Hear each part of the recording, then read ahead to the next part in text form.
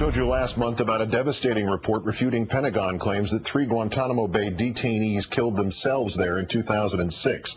Tonight, 4 Gitmo soldiers have come forward, revealing in a Harpers magazine exclusive what really happened that night and how the cover-up is now being maintained by the Obama administration. The Pentagon first claimed the men had hanged themselves to attack the U.S. in a bit of asymmetrical warfare. Based on a Seton Hall Law School analysis of the redacted report, Navy investigators and NCIS apparently concluded that the detainees somehow obtained enough cloth to make mannequins of themselves in their beds, to block surveillance cameras, to then braid makeshift nooses tied 8 feet high on the wall, to shove more cloth down their own throats beyond the point of gagging, tie their hands together, then climb up on their sinks, at least one of them with his feet bound as well, get their heads through the nooses, tighten them, and drop to their deaths simultaneously in separate, non-adjacent cells. After our newscast reporting that story, interviewing Scott Horton of Harpers magazine, one of the viewers that night contacted Mr. Horton. The viewer was Joe Hickman, former Gitmo sergeant of the Army National Guard's 629th Military Intelligence Battalion, who was stationed at Tower 1 that night and noticed a Navy paddy wagon taking a prisoner from Camp 1 and then take a left, which led only to the super-secret Guantanamo site known as Camp No. Camp No's existence was unknown till today. The Obama administration has not acknowledged its existence. After the van retrieved a second prisoner, Hickman went to a checkpoint where he visually confirmed, after the van got a third prisoner, that Camp No was the destination. The Obama administration's official story still today is that the guards took all 3 to the clinic from their cells in Camp 1 after finding the first of them at 12:39 in the morning. But Hickman had been back in Tower 1 by 11:30 at night and saw the paddy wagon unload something at the clinic directly from Camp No. A guard at Tower 4, also with a clear line of sight, corroborated to Horton Hickman's claim that no one was brought from Camp 1 to the clinic. The next morning, Harpers reports, Colonel Michael Bumgardner told Gitmo guards the detainees choked on rags, but not to dispute the official story of hanging.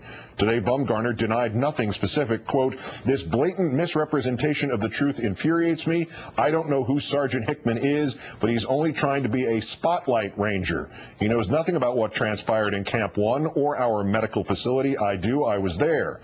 Except that on June 17th of that year, in a sworn statement to NCIS, Bumgardner had written, quote, "On the night of 09 June 06, I was not in the camp." After President Obama's inauguration, Sergeant Hickman told his story to the new Justice Department. In April, the FBI asked one of Hickman's guards whether he would ID the sites if they took him to Gitmo, but they never did. The Department of Justice did nothing more about this until October 29th, 2 days after Hickman started talking to Congress secretly. When they suggested the investigation was done, Hickman asked them about witnesses still not interviewed. Within 4 days, the FBI asked, quote, "a few questions of one witness and 2 others," and closed the investigation. With us now in his first TV interview since breaking this story is Harper's Magazine contributing editor Scott Horton, also an adjunct professor at Columbia Law School and a longtime human rights activist. The story is on newsstands February 15th. It's online now at harpers.org. Welcome back. Great to be with you. All right, Sergeant Hickman approached you after our last interview here. Why? What does he think happened? And what does he want now? Well, he watched Countdown, and he saw our description and summation of the Seton Hall report, and he wanted to add pieces that were missing from the puzzle. And in fact, he added quite a few. I've spent most of the last month dealing with him and his colleagues, piecing things together, and I have to say their accounts add up perfectly. I see no problem with them, and they contradict decisively the official narrative that the Joint Task Force in Gitmo put out, as well as the Bush administration. Sergeant Hickman gave us an exclusive statement tonight that responds to the statement from Colonel Bumgardner. Let me read that in its entirety. "I am disappointed by today's statement from Army Colonel Michael Bumgardner because I know what I witnessed at Guantanamo Bay. I look forward to testifying under oath before Congress at the appropriate venue. I stand by my story." Can you support that?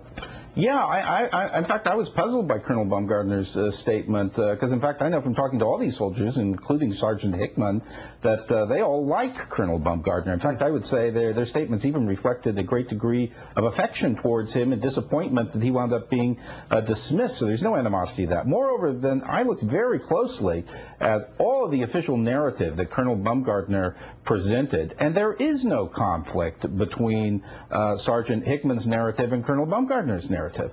In fact, Colonel Baumgartner makes clear he was not there at the camp all the way up till a quarter to 1 in the morning.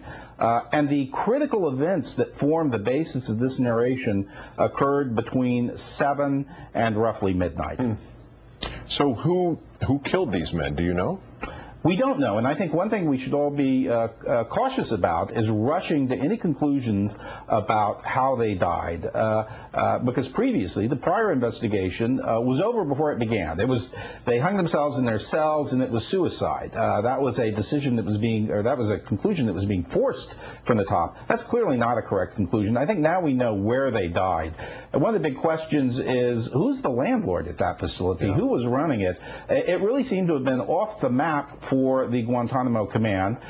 Many of the soldiers speculated that this was a CIA facility. Other information we see suggests maybe JSOC, the Joint Special Operations Command. But frankly, I don't think this is something that was being run by the prison guards in the Gitmo command. So, as I referred to it earlier, it's a Gitmo inside a Gitmo. That's correct. The Justice Department pushed back, as I understand it, against you naming names about their people, but not about the specifics. And if they're covering this up, then why are they doing so? Are they doing so unwillingly, and for whom are they doing it? Well, that's an interesting question. In fact, we made some pretty harsh accusations about the Justice Department's role in the cover-up, including the position or things that have been done by the FBI in the first days after these events, where they appeared to be attempting to intimidate people, prevent them from talking about what was going on. We talked about the Justice Department filing what appeared to be false statements with federal court. No questions raised by the Justice Department about any of that. In fact, what they came to us with was their severe complaint that certain Justice Department lawyers were identified by name as having appeared in certain interviews. They don't deny that the interviews occurred. They don't deny that what was said in the interviews was said. They just don't want the individual lawyers identified by name. They want them to be anonymous lawyers and FBI agents.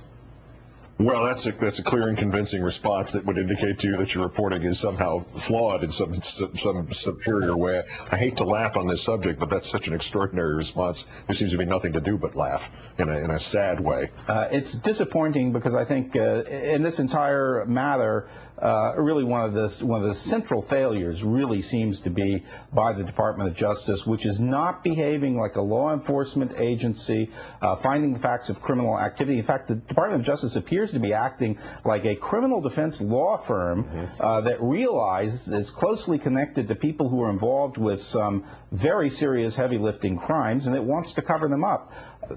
That's not what we expect of our Justice Department. One would hope not. Attorney Scott Horton, also of Harper's Magazine. The magazine's out on February 15th, and the story is already online, and it's an extraordinary thing. It's a document. Great thanks for it and for your time again, Scott. Great to be with you. An ugly turn to the campaign to succeed